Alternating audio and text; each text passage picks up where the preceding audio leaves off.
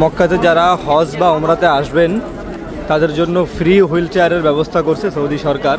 যারা একটু বয়স্ক আছেন তাদের জন্য এই সার্ভিস চালু করেছে সৌদি সরকার। এখান থেকে আপনারা ফ্রি হুইল চেয়ার নিতে পারবেন।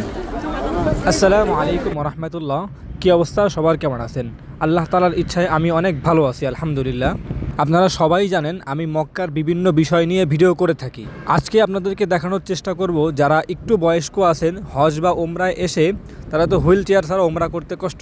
আজকে আপনাদেরকে দেখানোর চেষ্টা করব মক্কায় হজ বা ওমরাতে এসে ফ্রি হুইল চেয়ার কীভাবে ব্যবস্থা করবেন।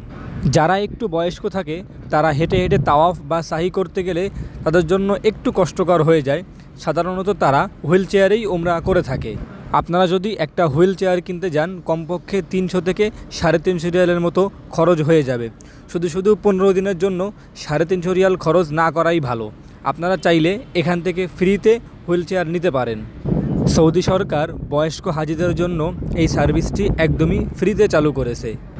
এবার যদি আপনাদেরকে লোকেশনটা দেখানোর চেষ্টা করি, রাসূল সাল্লাল্লাহু আলাইহি ওয়াসাল্লামের জন্মস্থানের একদম অপোজিটে বা সাফা মারোয়ার একদম সাথে বা আবু জাহেলের যে টয়লেটটা বলা হয় টয়লেটের একদম সামনেই আপনারা দেখতে পারবেন এখানে বড় করে লেখা আছে free wheelchair pick up point. এখান থেকে আপনাদের পাসপোর্টের কপি বা ভিসার কপি দিয়ে আপনারা ফ্রিতে নিয়ে যেতে পারেন।